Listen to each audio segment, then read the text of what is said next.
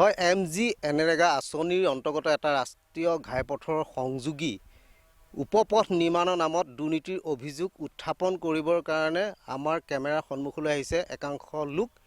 যিটো পথ ইতিমধ্যে পূব ছইডৰ উন্নয়ন খণ্ডৰ গাতে লাগি আছে আৰু সেই পথটোক লৈ ৰাইজৰ অভিযোগ আছে আৰু ৰাইজে অভিযোগ কৰিবৰ কাৰণে উপস্থিত হৈছে কাৰণ এই পথটো ইতিমধ্যে প্ৰায় 25 লাখ টকাত নিৰ্মাণ কৰাৰ ব্যৱস্থা গ্ৰহণ কৰা হৈছে কিন্তু পথটো এতিয়ালৈকে নিৰ্মাণ কাৰ্য সম্পূৰ্ণ হোৱা নাই আৰু জৈনক দেউৰী নামৰ ঠিকাদাৰজনে এই পথটো নিৰ্মাণৰ নামত ভেকু ভাওনা কৰিছে বুলি ৰাইজে ক'ব খোজে আৰু এই যি গুপচাৰ অঞ্চলৰ সংযোগ কৰি 15 নং ৰাষ্ট্ৰীয় ঘাইপথৰ পৰা চেংমৰা সাপ্তাহিক বজাৰ হৈ গুপচা অঞ্চললৈ সংযোগ থকা এই পথটোক লৈ এতিয়া ইতিমধ্যে ৰাইজে খুব উজাৰিবৰ কাৰণে আমাৰ কেমেৰাৰ সন্মুখলৈ আহিছে প্ৰথমতে এই অঞ্চলৰ এজন সচেতন ব্যক্তি আছে মই তেখেতৰ ওচৰলৈ আহিছোঁ ৰাস্তাটোক লৈ আপোনালোকে কি অভিযোগ কৰিব খোজে মই সম্পূৰ্ণ কওঁ আজি 25 লাখ টকা ওপৰতে আহিছে বুলি ক'লেও ভুল নহ'ব অতখিনি টকা অহাৰ পিছত কি কাম কৰিছে এইটো হ'ব লাগে 14 ফুট এইটো 14 ফুট হৈছে জানো এনেকৈ টকা যদি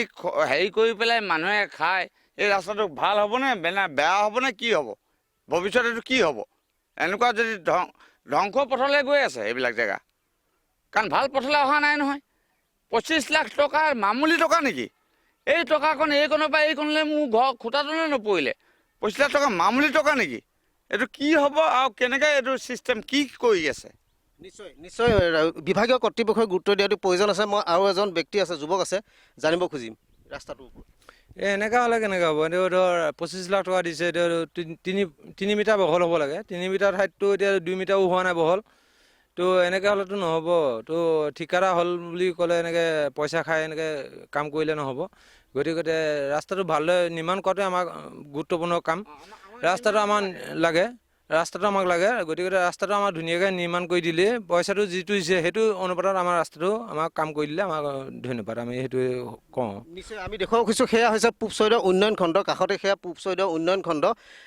খণ্ডৰ একেবাৰে গাতে লাগি থকা এইটো পথ 25 লাখ টকা আবণ্টন কৰি এই পথটো নিৰ্মাণৰ নামত কিন্তু কি কৰা হৈছে সেয়া ৰাইজে কৈছে ইতিমধ্যে আৰু মানুহ আছে আমি কথা পাতিম মহিলা আছে তেখেতৰ লগত কথা পাতিম ইতিমধ্যে ৰাস্তাটো বেকা বেকিকৈ বনাইছে সন্মুখত এইটো ইলেক্ট্ৰিকৰ পোষ্ট আছে যদি সম্ভৱ হয় ভিডিঅ' জানিছে ক্ল'জকৈ দেখুৱাব ইলেক্ট্ৰিকৰ পোষ্টটো কিন্তু তেওঁলোকে অঁতৰাই ৰাস্তাটো যিটো বহল কৰিব লাগে সেই বহল নকৰাৰ যিটো জ্বলন্ত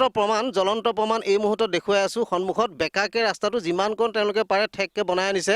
কিন্তু 25 লাখ টকাৰ কাম নাই হোৱা বুলি ইতিমধ্যে ৰাইজে ক'ব খোজে আৰু এগৰাকী মহিলা আছে মই তেখেতৰ পৰা জানিব বিচাৰিম এই পথটো যেতিয়া ভাল ধৰণে হৈ নুঠিব কেনেধৰণৰ সমস্যাৰ সন্মুখীন হ'ব তেখেতসকলে জনাব কেনেধৰণৰ সমস্যা আমাৰ বৰষুণ দিলে আমাৰ ল'ৰা ছোৱালী আছে স্কুলীয়া ল'ৰা ছোৱালী আছে নিবলৈ অসুবিধা হয় এজাক বৰষুণ দিলে আঁঠু বোকা হৈ যাব আৰু ৰাস্তাটো কি কৰিছে শিল পেলাব দমাই যাব বালি পেলাব দমাই যাব আমাৰ তেনেকৈ অসুবিধা হয় নহয় আমাৰ বাইক চাইক আছে নিবলৈ মেলিবলৈ আৰু কি অভিযোগ আছে আপোনালোকৰ ৰাস্তাটো অকণ বহল লাগে ঠেক হৈছে নহয় আমাৰ কিবা কিবি ট্ৰেক্টৰ সোমোৱাব লাগে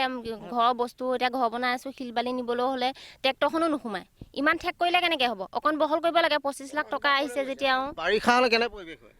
বাৰিষা হ'লে আঁঠু বোকা হয় এতিয়া যে বনাই আছে কিবা উপক্ৰম হ'বনে উপক্ৰম একো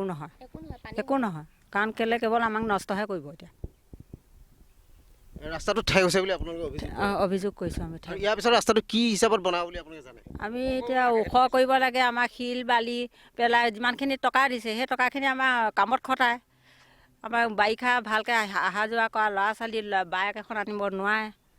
কিবা এখন কৰিব নোৱাৰোঁ আমি ৰাতি আহিব নোৱাৰোঁ সেইকাৰণে আমি মানে অসুবিধা দুজনীমান ছাত্ৰী আছে তোমাৰ পৰা জানিব বিচাৰিম ৰাস্তাটোক লৈ কি ক'বা মই বিচাৰোঁ যে আমি পঢ়া শুনা ছোৱালী মুঠতে ৰাস্তাটো